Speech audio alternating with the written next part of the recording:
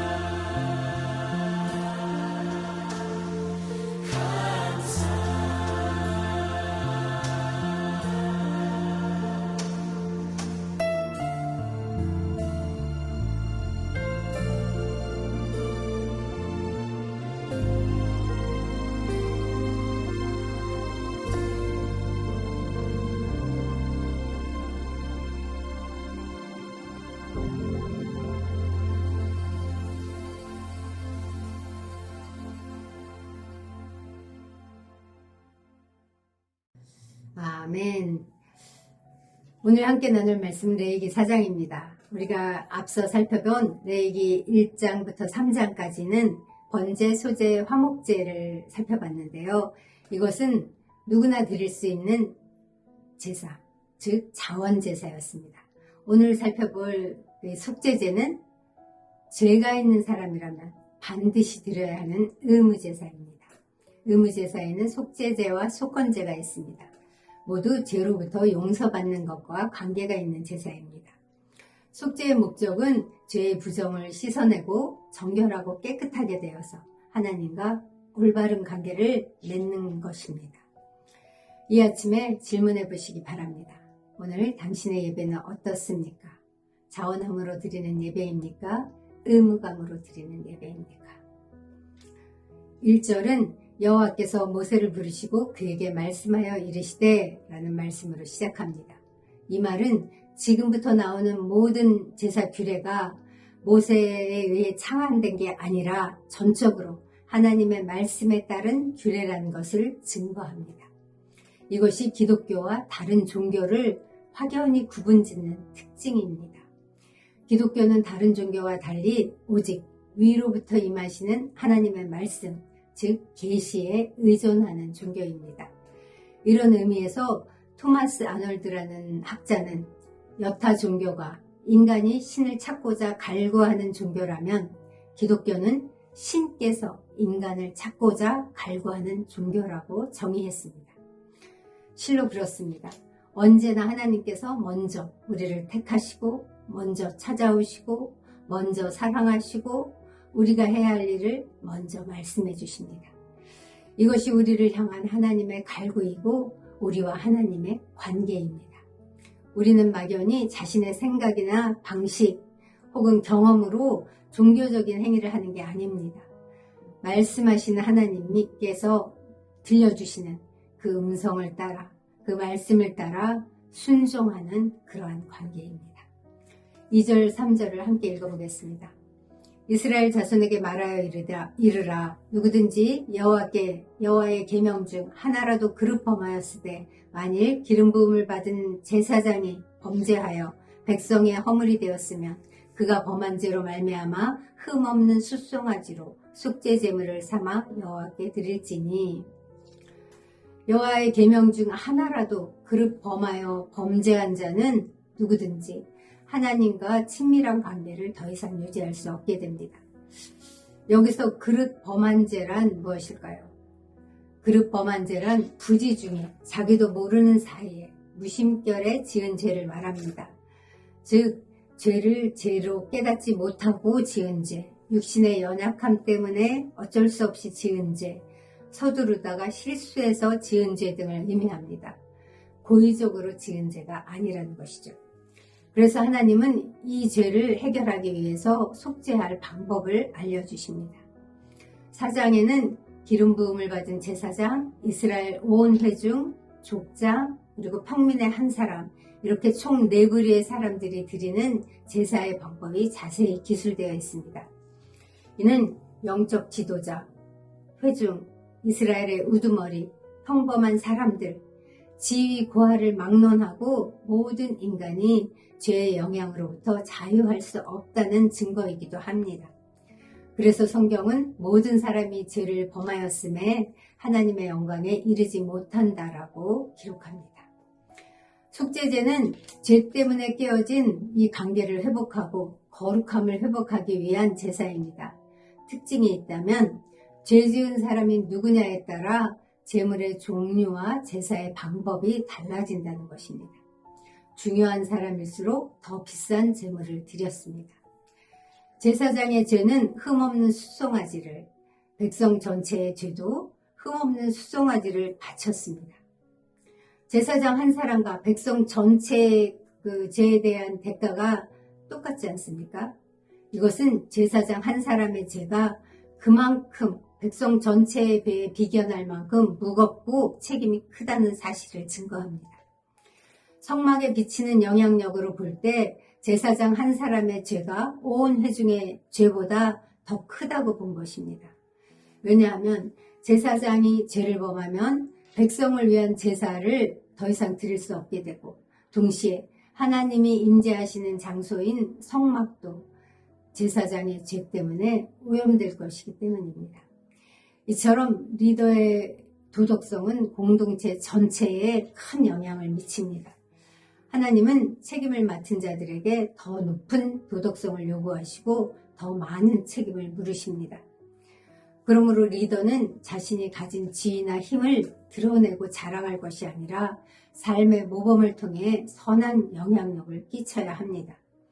윗물이 맑아야 아랫물이 맑다는 속담도 있지 않습니까? 그처럼 지도자가 중요하다는 것이죠. 그래서 악한 자가 교회의 지도자를 넘어뜨리려고 집중적으로 공략하는 것인지도 모릅니다. 교회의 공적 지도자들은 자신뿐 아니라 교회를 위해서도 죄를 멀리하고 자신을 깨끗하게 해야 합니다. 그러나 또 모든 성도는 공동체를 위해서 목회자들이 죄에 빠지지 않도록 기도할 필요가 있고 책임이 있다 하겠습니다.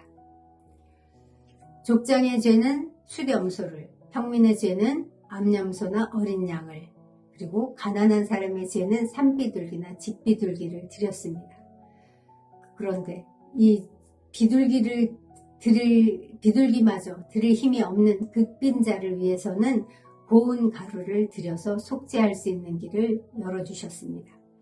하나님께서는 가난하다고 해서 죄사함 받지 못하는 일이 없도록 가난한 사람을 배려해 주신 것입니다. 그러나 이 경우에도 반드시 다른 동물을 이미 바친 그 번제단 위에 함께 올려서 불사르게 했습니다. 반드시 피 흘린 제물과 함께 더불어서 바치도록 한 것입니다. 이것이 의미하는 바가 무엇일까요? 죄를 속함받기 위해서는 어떠한 경우에도 반드시 피가 필요하다는 것입니다. 그래서 신약의 그 히브리서에는 피 흘림이 없은즉 죄사함이 없다라는 말로 이것을 정의하지 않았습니까? 이렇게 속죄제는 죄 지은 사람에 따라서 제물의 종류가 달라졌고 그뿐만 아니라 제사의 방법도 달라졌습니다. 먼저 그 제사를 드리는 방법에 공통점이 있습니다. 제사를 드리는 자가 회막문으로 희생제물을 끌고 와서 그 희생제물의 머리 위에 손을 얹어서 안수한다는 점은 똑같습니다. 제사장이 대신 안수해 준다고 생각하는데 그렇지 않습니다. 죄 지은 자가 안수하는 것입니다.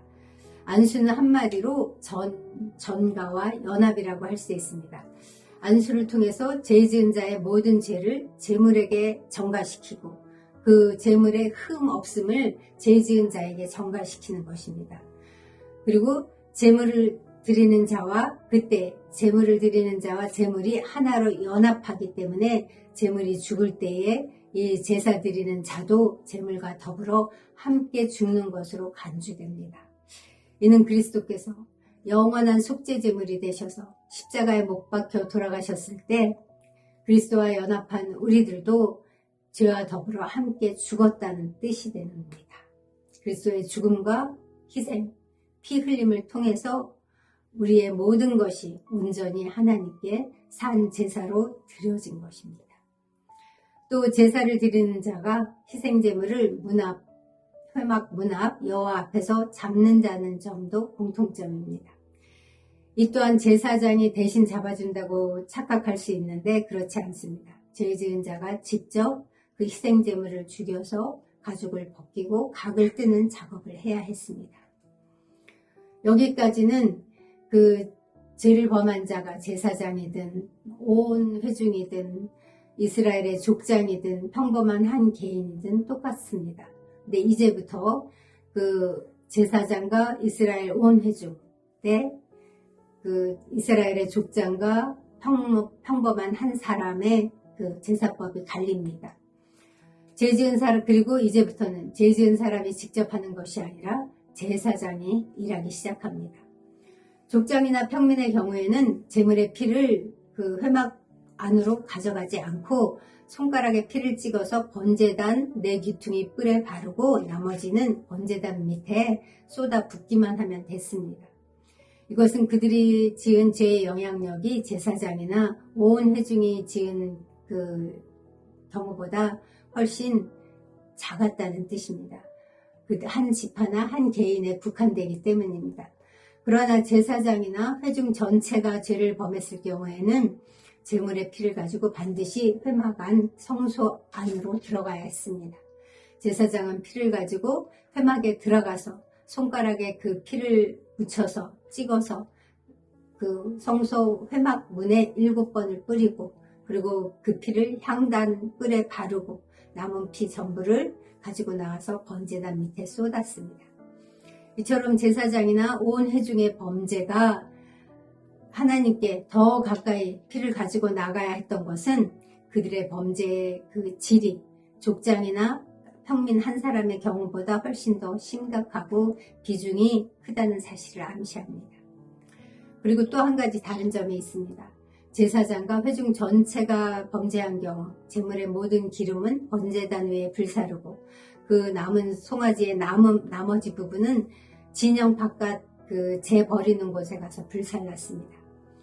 구약시대의 진 바깥은 치욕의 장소, 저주받은 장소였습니다.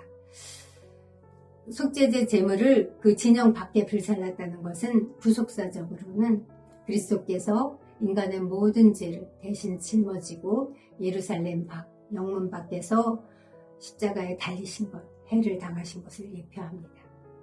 반면에 족장이나 평민 한 사람의 그 범죄했을 경우에는 제물의 기름을 번제단 위에서 불사르는 것까지는 똑같지만 그 나머지 고기를 진 밖으로 가져가서 불사르지 않았습니다.